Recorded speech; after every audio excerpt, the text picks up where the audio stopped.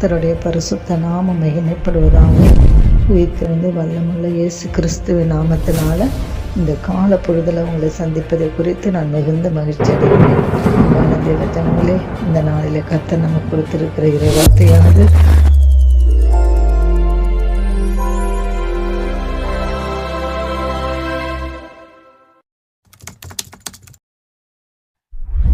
மத்தேயு எழுதின சுவிசேஷ புஸ்தகம் 28ஆம் அதிகாரம் 20வது வசனங்களை நம்ம வாசித்து தியானிக்கலாம். இதோ உலகத்தின் முடிவு பரியந்தம் சகல நாட்களிலும் நான் உங்களோட கூட இருக்கிறேன் என்றார்.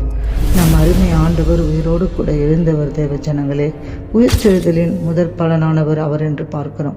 உயிர்த்தெழுந்த கிறிஸ்து நம்மோடு கூட உடன்படிக்கை செய்து உலகத்தின் முடிவு பரியந்தம் சகல நாட்களிலும் நான் உங்களுடனே கூட இருக்கிறேன் என்று சொன்னார். இந்த ஆண்டை எப்படி கடப்போம், இந்த ஆண்டை எப்படி முடிப்போம், எப்படி என் பிள்ளைகள் காரியம் நடக்கப் போகிறது, எப்படி என் ஊழிய பாதையில் நான் ஓடப் போகிறேன் என்று சொல்லி கலங்கி கொண்டிருக்கிற தேவ ஜனங்களே, கர்த்தர் இந்த முதல் நாளில் புதிய நாளில் கூட கர்த்தர் உங்களுக்கு வாக்கு கொடுக்கிறார். உலகத்தின் முடிவு பரியந்தமும் சகல நாட்களிலும், ஒரு நாள் 2 நாள் அல்ல, ஒரு மாதம் 2 மாதம் அல்ல, ஒரு வாரத்துக்கு மாத்திரமல்ல, 1 மணி நேரத்துக்கு மாத்திரமல்ல, அவர் சொல்லுகிறார் சகல நாட்களிலும் ஒவ்வொரு நாளும் 24 மணி நேரத்தில் நான் உங்களுடனே கூட இருக்கிறேன் என்று கர்த்தர் வாக்கு பண்ணுகிறார். இந்த வாக்கு தத்தங்கள் எத்தனை இனிமையானது தேவ பிள்ளைகளே, எத்தனை ஆறுதலானது, எத்தனை வல்லமை உள்ளது. மருத்துவரிலிருந்து உயிர்த்தெழுந்த இயேசு அநேகம் தெளிவான திருஷ்டாந்தங்களினாலே சீஷர்களுக்கு தம்ம உயிரோடு இருக்கிறவராகவே அவர் காண்பித்தார். அவர் தம்ம உயிரோடு இருக்கிறவராக காண்பித்ததுக்கு நோக்கம் என்ன தெரியுங்களா? அதுதான் சீஷர்களை விசுவாசத்தில் வல்லமுள்ளவர்களாய் மாற்றினது.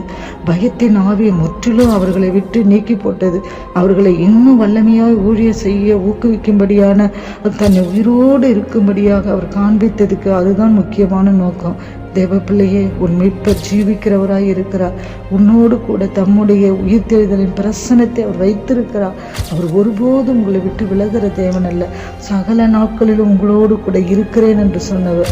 சிலுவையில் தாம் சிந்தின இரத்தத்தினாலே சாத்தானின் தலையை நசுக்கினவர். 3ஆம் நாளிலே ஜெயவேந்தனாய் அவர் எழுந்தார். இன்று நம்மை பார்த்து பயப்படாதே, நான் முந்தினவரும் பிந்தினவரும் உயிர் உள்ளவருமாய் இருக்கிறேன் என்று சொன்னார். சதா காலங்களிலும் உயிரோடு இருக்கிறேன் என்று சொன்னார். மரணத்திற்கும் பாதாளத்துக்கும் ஒரு திறவுகளை உடையவராய் இருக்கிறேன் என்று வாக்களித்திருக்கிறார். வேதம் சொல்லுகிறது, அவர் எப்போதும் உயிரோடு இருக்கிறவராகியா அவர்களை முற்றும் முடிய ரட்சிக்க வல்லமுள்ளவராய் இருக்கிறார் என்று. அப்படியாய் நம்ம வாசிக்கிறோம் தேவ ஜனங்களே. இந்த நாளில கூட அவர் சிங்காசனத்தில் வீற்றிருக்கிறபடினாலே முழு ஆளுகையும் தம்முடைய கருத்தில் அவர் வைத்திருக்கிறார். சகலவற்றை நேர்த்தியாக அதன் காலத்தில் நம்ம வாழ்க்கையில செய்து முடிக்கிற தேவன். சகல நாட்களிலும் நான் உங்களுடனே கூட இருக்கிறேன் என்று வாக்கு பண்ணினவர். இந்த புதிய மாதத்தை கால் எடுத்து வைத்திருக்கிறோம். 6 மாதங்களை கடந்து முடிந்து விட்டது. 7வது மாதத்துல முதல் நாளில் கால் எடுத்து வைத்திருக்கிறோம். தேவ ஜனங்களே, 1ஆம் தேதி சந்தித்த அநேக தேவ பிள்ளைகள் இந்த நாளில் அல்ல.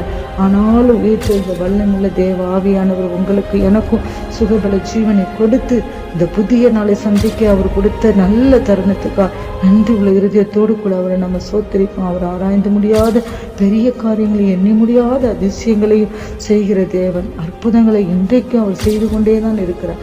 உங்கள் வாழ்க்கையில் திரும்பி பாருங்க, எத்தனை அதிசயங்களை செய்திருக்கிறார் என்று சொல்லி அதையெல்லாம் தேவ சமூகத்தில் ஒவ்வொன்றா சொல்லி நம்ம கர்த்தருக்கு நன்றி செலுத்துகிறவர்களாக இருக்கும்போது நிச்சயமாகவே தேவ ஆவியானவர் பெரிய காரியங்களை அவர் நம்ம வாழ்க்கையில் செய்கிறவராக இருக்கிறார்.